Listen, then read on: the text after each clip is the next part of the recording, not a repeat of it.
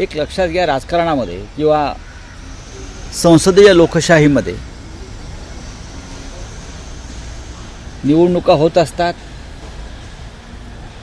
निवडणुकांच्या संदर्भात जय पराजय होत असतात.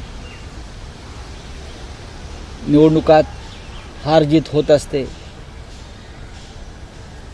पण गेल्या 10 वर्षामध्ये भारतीय जनता पक्ष निवडणुकीत उतरल्यापासून, म्हणजे आताचा भारतीय जनता पक्ष, या निवडणुका आणि निवडणूक यंत्रणा ही लोकशाही पद्धतीनं त्या लढल्या जात नाहीत. त्या सैतानी किंवा हैवानी पद्धतीनं लढल्या जातात की आम्हाला जिंकायचंच आहे, आम्हाला हरवायचंच आहे, आम्हाला विजय कोणत्याही परिस्थितीत खेचून आणायचाच आहे. त्यासाठी मग साम दाम दंड भेद अर्थ सगळ्या गोष्टींचा वापर केला जातो. मतदार याद्यातला घोटाळा आपण महाराष्ट्रात पाहिला, तोच आपल्याला दिल्लीमध्ये दिसतोय, तोच सुद्धा बिहारमध्ये दिसेल, तोच हरियाणामध्ये दिसला. पण या सगळ्याचा आता बाऊ न करता की आम्ही ह्यामुळेच हरलो त्यामुळेच हरलो, पुढल्या लढाईसाठी आम्ही सगळ्यांनी एकत्र येणं गरजेचं आहे. हा जनतेनं दिलेला संदेश आहे. महाराष्ट्राच्या निकालानंतर दिल्लीनं जो निकाल दिला तो काँग्रेस आणि आप एकत्र लढले असते तर निकाल वेगळा लागला असता, हे आकडे सांगत आहे. आता लढायचं की एकत्र यायचं ही भूमिका सगळ्यांनी घेणं गरजेचं आहे. नाहीतर मग जे चाललेलं आहे केंद्रामध्ये किंवा राज्यामध्ये एकतर्फी, त्याला आपण सगळ्यांनी मिळून मान्यता दिली पाहिजे. पण त्यातून देश टिकेल का, लोकशाही टिकेल का, विरोधी पक्षाचा आवाज राहील का, या गोष्टींचा विचार करण्याची वेळ आता आलेली आहे. मात्र मोदी म्हणतात की मध्ये जो घोटाळा झाला त्याचा कॅटचा रिपोर्ट पहिल्या विधानसभेत आणणार, आणि अण्णा हजारे म्हणतात की सत्ता डोक्यात गेली तर काय होतं ते आता. बघा, अण्णा हजारे काय म्हणतात त्याला काय अर्थ राहिलेला नाही. अण्णा अचानक जागे होतात. मोदी काळामध्ये किंवा महाराष्ट्रात इतके घोटाळे झाले, इतका भ्रष्टाचार झाला, इतका अनाचार झाला, लोकशाहीवरती हल्ले झाले, तेव्हा आमचे अण्णा हजारे कधीच त्याने हालचाल केली नाही. पण त्यांना दिल्लीतील केजरीवालच्या पराभवाने एक आनंद झालेला आहे. हा दुःखद आहे. त्यांच्या चेहऱ्यावर जो मी आनंद पाहिला काल, अत्यानंद होता त्यांच्या चेहऱ्यावर, तो लोकशाहीला मारक आहे. केजरीवाल आणि अण्णा हजारे यांनी एक मोठं आंदोलन उभं केलं होतं आणि अण्णा देशाला त्यामुळेच माहीत झाले, हे सुद्धा तितकंच खरं आहे. पण गेल्या 12 वर्षामध्ये या देशामध्ये अशी अनेक संकटं आली. देश लुटला जातो आहे, देश विकला जातो आहे, एकाच उद्योगपतीच्या घशामध्ये देशाची सार्वजनिक संपत्ती घातली जाते. भ्रष्टाचारांना भाजपमध्ये पवित्र करून घेतलं जात आहे. ज्यांच्यावरती अण्णा हजारेंचे आरोप होते असे सगळे भ्रष्टाचारी आज भारतीय जनता पक्षामध्ये आहेत. अण्णा हजारेंना त्याच्यावरती आपलं मत व्यक्त करावं असं वाटत नाही. यामागचं रहस्य काय आहे? केजरीवाल हरले, निवडणुकात हारजीत होते, तो पराभव केजरीवालनी पण स्वीकारलेला आहे. पण त्याचा आनंद जर अण्णा हजारे यांच्यासारख्या लोकांना किंवा केजरीवाल हरल्याचा आनंद काँग्रेसलाही झाला असेल तर मला त्याचं दुःख वाटतं आहे. कारण केजरीवाल जरी हरले असले तरी भारतीय जनता पक्ष विजयी झाला, नरेंद्र मोदी विजयी झाले, अमित शहा विजयी झाले, ज्यांनी या देशाच्या लोकशाहीचा खड्डा खणलेला आहे. मुख्यमंत्र्यांचं म्हणणं आहे की हे खुर्चीसाठी लढत होते. मग तुम्ही कशासाठी लढताय? आम्ही खुर्चीसाठी लढत होते, मग तुम्ही कशासाठी लढताय? याचा खुलासा, तुम्ही जनसेवेसाठी लढताय आणि बाकी सगळे खुर्चीसाठी लढत आहे. हे सरकार महाराष्ट्रातले म्हणजे वेड्यांची जत्रा आहे. मी आधी सांगितलेलं आहे, त्यांना विजयाचा हँगओव्हर झालेला आहे, तो उतरत नाही अजून, अहंकार आहे. निदान देवेंद्र फडणवीस यांनी तरी संयमाने बोललं पाहिजे. या राजकारणामध्ये जे आलेले आहेत निवडणुकीच्या, ते खुर्चीसाठी लढत असतात आणि मुख्यमंत्रीपदाची खुर्ची गेल्यावर तुमचा चेहरा कसा काळा ठिक्कर पडला होता आणि तुम्ही कशी निराश होतात ते आम्ही पाहिलं आहे. आणि आताही मुख्यमंत्रीपद मिळालं नाही म्हणून तुमचे एक उपमुख्यमंत्री कसे काळवंडलेल्या तोंडाने फिरतायत, रुसून बसतायत, हे आम्ही पाहतोय. ही खुर्चीची लढाई तुम्ही सुरू केलेली आहे. विरोधी पक्षाचं काम हे जनतेचा आवाज बनवून काम करणं हे आहे. देवेंद्र फडणवीस यांनी काम केलं आहे. 2019 मध्ये जी निवडणूक झाली त्याच्या आधी उद्धव ठाकरे यांनी शरद पवारांची हात मिळवणी केली होती. तर ते असे देखील म्हणतात की बंद दाराची चर्चा झाली होती ती मुख्यमंत्री पदासाठी नाही तर उपमुख्यमंत्री पदासाठी झाली होती. अमित शहा देखील बोलले की असं काय ठरलं. अमित शहा काय बोलतात, देवेंद्र फडणवीस काय बोलत आहेत, आता तुम्ही हे किती वेळा विचारणार. त्याला एक मोठा काळ उलटून गेलेला आहे. जर दिलेला शब्द पाळला असता अमित शहानी तर मला असं वाटतं ही पुढली सगळी घडामोडी आहेत त्या घडल्या नसत्या 2019ला. आणि देवेंद्र फडणवीस जे बोलत आहेत त्यांनी हॉटेल ब्ल्यू सीमध्ये जी पत्रकार परिषद अमित शहांच्या उपस्थितीत झाली त्यात त्यांचे जे सुरुवातीचं निवेदन आहे ब्ल्यू सीमधलं ते त्या अजूनही यूट्यूबवरती किंवा अन्य माध्यमावरती उपलब्ध आहे. त्यात त्यांनी आपण काय बोललो होतो भारतीय जनता पक्षाच्या किंवा युतीच्या वतीनं ते स्वतःच केलेलं निवेदन स्वतः ऐकावं.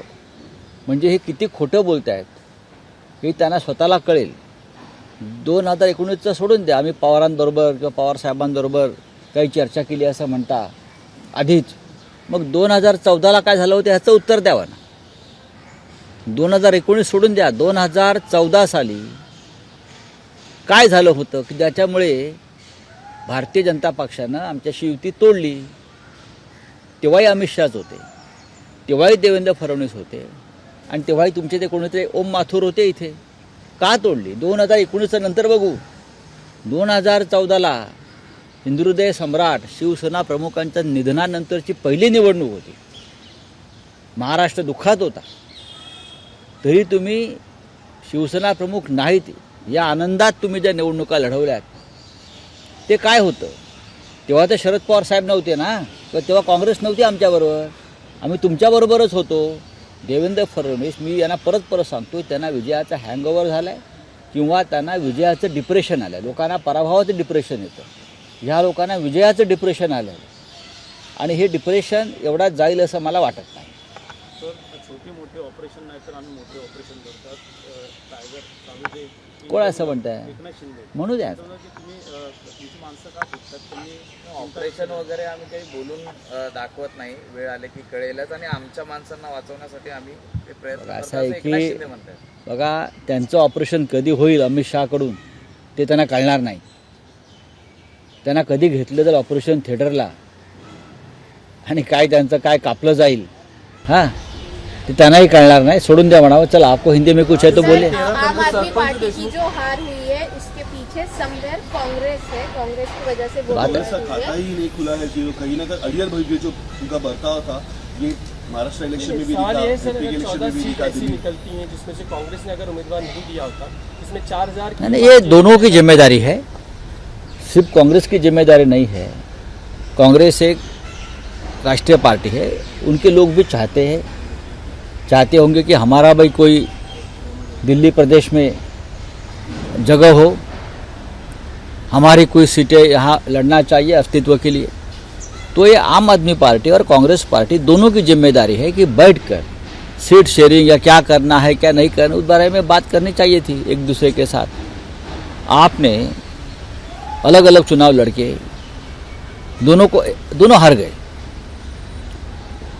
ये मुझे लगता है देश के साथ घात हुआ है, देश के साथ. उमर अब्दुल्ला जी का जो बयान है मैं उससे सहमत हूँ. हम भी यही कहते रहे कि लड़ते रहो और मोदी जी को भाजपा को विजय करते रहो. हम लड़ेंगे ये तो चाहते हैं बीजेपी, हम आपस में लड़ते रहे और उसका फ़ायदा बीजेपी के हो. या अगर ये ज्ञानी लोग समझते नहीं है, राजनीति के जो ज्ञानी लोग हैं सब, चाहे केजरीवाल जी उनकी पार्टी हो चाहे कांग्रेस की पार्टी हो, अगर आपको आनंद होता है किसी को कि केजरीवाल जी हार गए या कांग्रेस को एक भी सीट नहीं मिली, खाता नहीं खुला, या अगर हमको उसका हम खुशी व्यक्त करते हैं तो ये लोकतंत्र के लिए अच्छी बात नहीं है. मैं बार बार कहूँगा, ये उद्धव ठाकरे साहब का भी कहना है हमारे पार्टी चीफ कि जब तक हम लड़ते रहेंगे तब तक हम तानाशाही का पराभव नहीं कर सकते, उनको हम पराजित नहीं कर सकते. ये अगर हम नहीं समझ पाते हैं तो हम राजनीति नहीं करनी चाहिए देश में. इंडिया अलायंस का फ्यूचर क्या है? इंडिया अलायंस का अभी फ्यूचर क्या है? देखिए, भारतीय जनता पार्टी का कोई फ्यूचर नहीं है। ये जो है ये सूजन है। कोई एक्सीडेंट होता है तो अपना बॉडी सूज जाती है, अरे हमको लगता है क्या बॉडी बढ़ गई उसकी। ये सूजन है, ये ईवीएम से है या पैसे से है, दहशत से है। ये टेम्पररी है, ये पीरियड जाना चाहता है, जाना चाहिए। अब 10 साल हो गए, अभी आने वाले दिनों में धीरे धीरे ये सूजन उतर जाएगी। इस देश को हम सब लोग जो है अपोजिशन में जरूर आगे लेकर जाएंगे। आज हम सत्ता में नहीं है, लेकिन जनता की आवाज़ उठाते रहेंगे। इंडिया ब्लॉक है और रहेगा और मजबूत करेंगे हम। पंजाब में आने वाले टाइम में देखी जा सकती है क्या? अभी तो करना ही पड़ेगी ना, आत्मचिंतन तो करना ही पड़ेगा। अगर आप चिंतन नहीं करना चाहते, आत्मचिंतन नहीं करना चाहते, तो आप राजनीति छोड़ दीजिए अपोजिशन की। चलिए, थँक्यू। पंजाब में आपकी सरकार है। एक मराठीत राहिलेला प्रश्न आहे, मस्साजोगमध्ये 2 महिने आता पूर्ण झालेले, मात्र अद्यापही आरोपीला अटक होत नाही. दुसरीकडे धनंजय मुंडे यांच्या राजीनाम्याबाबत अनेक बघा, जर आरोपीला अटक होत नसेल तर देवेंद्र फडणवीस जे सतत तावातावाने बोलतायत, कोणालाही सोडणार नाही, हा कायदा सगळ्यांसाठी समान आहे, हे खोटं बोलतायत ना. एक साधा गुन्हेगार त्यांना पकडता येत नाही गृह खात्याला, त्यांच्या गृहमंत्री म्हणून, तर तुम्ही बीडमध्ये जाऊन हारतुरे कसले स्वीकारताय, सत्कार कसले करून घेताय. सुरेश धस आणि देवेंद्र फडणवीस यांचे हात मिळवणे.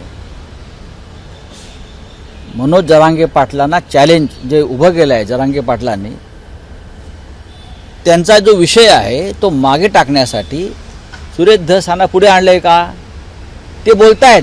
कृतीचं काय? सुरेश धस नक्कीच नीट बोलतायत, विषय मांडतायत, पण त्यांचे जे बॉस आहेत देवेंद्र फडणवीस, हे खरोखर कारवाई करू इच्छित आहेत का? मुख्य आरोपीपर्यंत ते पोचतायत का?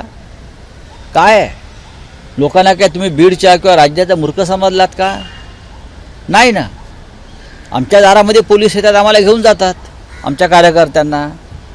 आणि जे आरोपी मुख्य आहेत, संतोष देशमुखचं कुटुंब वणवण फिरतंय ना अजून, तुम्हाला दिसत नाही गृहमंत्री म्हणून. हे सुरेश धस साहेबांनी जे आमदार आहेत भारतीय जनता पक्षाचे, परवा एकमेकांवरती जी फुलं उधळली बीडमध्ये, ही महाराष्ट्राने पाहिली, तेव्हा लोकांना वाटायला लागलं यांचं काय ठरवून चाललंय की काय. एबीपी माझा, उघडा डोळे बघा नीट.